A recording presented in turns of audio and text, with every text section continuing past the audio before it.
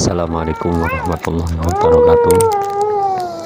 Kembali lagi di channel saya Horor Malam Jumat.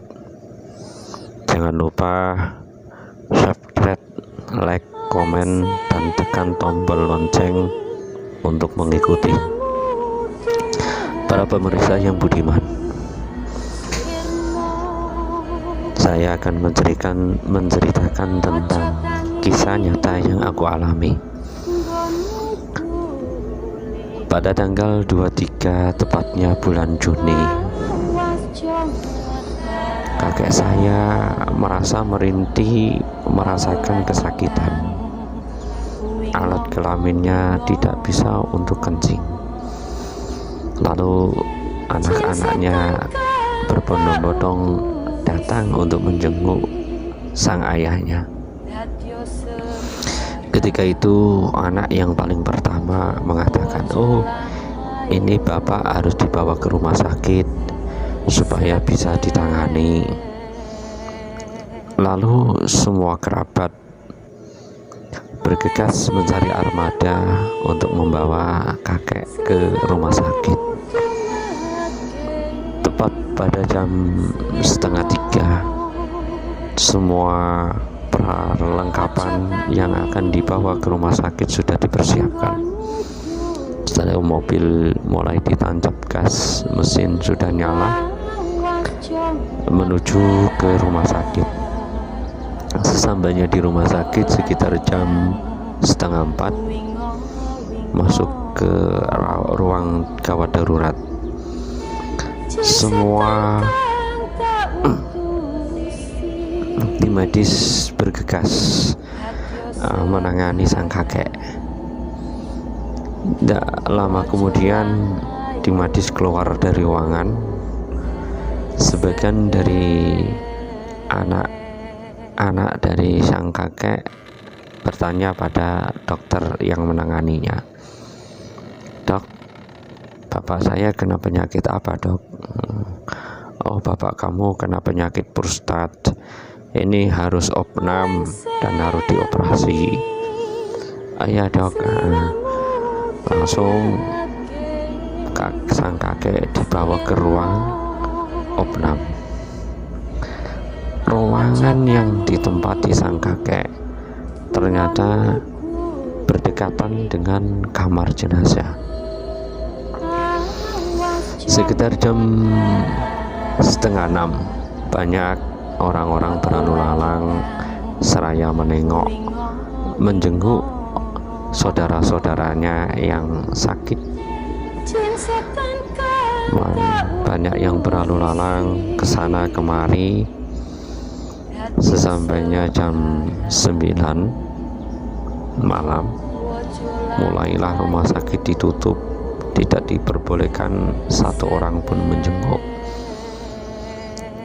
Rumah sakit sudah agak sunyi dan orang yang berlalu lalang pun sudah sepi. Hanya orang-orang yang menunggu keluarga yang masih sakit dalam ruangan. Sewaktu itu aku di dalam ruangan merasakan gerah dan kurang nyaman di dalam ruangan. Lalu aku keluar dari ruangan, duduk di tempat tunggu. Pada itu ada seorang sama-sama menunggu keluarganya yang sedang sakit, berbincang-bincang hingga tanpa terasa waktu sudah menunjukkan jam 12 malam. Lalu seseorang tersebut mengatakan, "Mas, saya tinggal dulu ya, Mas, aku udah agak ngantuk, tak masuk ya." Ya Pak, masuk ya, aku mau di sini aja dulu, Pak." Nah, setelah itu suasana di rumah sakit tersebut sunyi Tidak ada satupun yang berlalu lalang. Cuaca pun agak petang. Angin semilir sudah mulai berhembusan. Hawa pun sudah terasa dingin. Ku tengok kanan kiri, tak ada satupun orang yang lewat di sekitar situ. Lalu ku mencoba masuk ke dalam ruangan. Di dalam ruangan, ku mencoba memaksakan diri untuk memejamkan mata. Namun mata ini tak kunjung bisa terpejam. Rasa gelisah menghantui dalam pikiranku. Lalu aku keluar lagi, duduk sendirian sambil mengambil sebatang rokok dan sambil main HP untuk jadikan teman. Sekitar jam 12:30 malam, bulu gigiku terasa merinding melihat suasana rumah sakit yang begitu sunyi, tidak ada orang pun yang lewat. Semakin lama semakin kurasakan semakin merinding banget. Lalu ku bangun, berjalan di teras depan ruang tunggu dengan niatan untuk menghilangkan rasa gelisah. Gak lama kemudian dari kamar jenazah terdengar suara kletek. Lalu ku abaikan saja. Setelah itu ku duduk lagi sambil menghabiskan batang rokok. Gak lama kemudian berbunyi lagi kletek gitu. Seperti halnya orang yang berjalan dengan keadaan lari. Lalu ku tengok lagi, ternyata tidak ada satupun orang yang lewat. Bulu gidik semakin merinding begitu, semakin merinding banget. Lalu ku masuk ke dalam ruangan. Semua orang sudah tidur, tidak ada satupun yang tidak tidur, hanya penjaga yang masih beraktivitas. Lalu ku keluar lagi, ditanya sama suster, "Pak, mau kemana Pak?" "Mau duduk di depan Mbak." "Oh, nah di depan dingin loh Mas." "Oh iya, nggak bisa tidur Mbak di dalam ruangan." "Oh ya udah sana." Setelah aku duduk di depan lagi, suara troli yang sering dibawa untuk membawa jenazah itu dari arah depan berjalan sendiri, kletek, seperti halnya orang yang membawa jenazah. Lalu aku masuk dengan rasa takut, penuh dengan penasaran. Lalu aku masuk, duduk di ruangan penunggu orang yang sakit. Aku duduk di situ sambil melamun, penuh dengan penasaran, dan hati kecilku bertanya-tanya, itu tadi beneran manusia atau makhluk lain ya? Kenapa kok suaranya kencang banget ya? Lalu keluar, ku mencoba memberanikan diri keluar dari ruangan, penuh dengan rasa penasaran untuk membuktikan bahwa hal tersebut itu aktivitas manusia atau makhluk astral. Sesampainya aku berjalan mengelilingi jalan-jalan di rumah sakit, Nggak lama kemudian aku memberanikan diri lewat di depan kamar jenazah. Di situ tidak ada satupun orang yang berlalu lalang. Lalu aku kembali duduk lagi.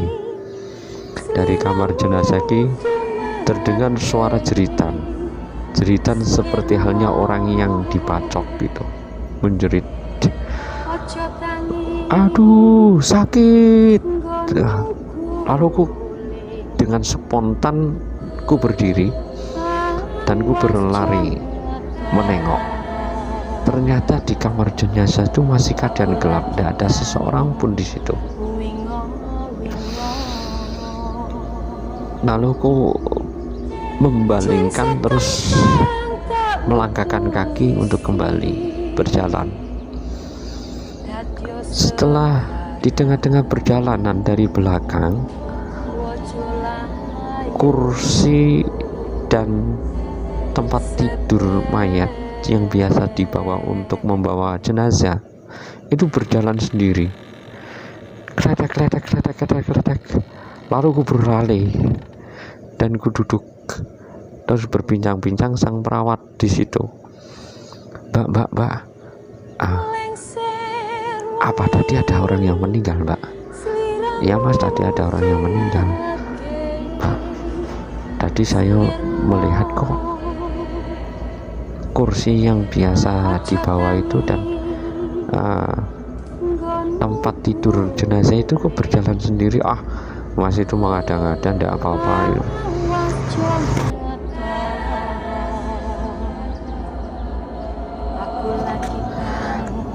Setelah itu sang perawat mengatakan, Bapak tidur aja, udah malam, tidak usah keluyuran, nanti melihat yang aneh-aneh. Tapi mata ini tidak bisa tidur, udah aku paksakan tidur tapi tidak bisa tidur nih Pak. Ya, lalu tidak lama kemudian suara keras dari depan rumah sakit itu sangat keras, seperti halnya ada gerombolan orang yang menangis. Wah, lalu aku memberanikan diri keluar dari rumah sakit. Ternyata di depan itu ada pasien yang luka parah, katanya baru saja terjadi tawuran dan dibacok di bagian perutnya. Darahnya menetes di lantai sangat banyak, dan pasien tersebut sudah agak kesakitan, menangis meringik kesakitan. Setelah dibuka bagian perutnya bekas dibacok, bahkan ususnya itu sempat kelihatan keluar. Lalu aku kembali dengan rasa takut,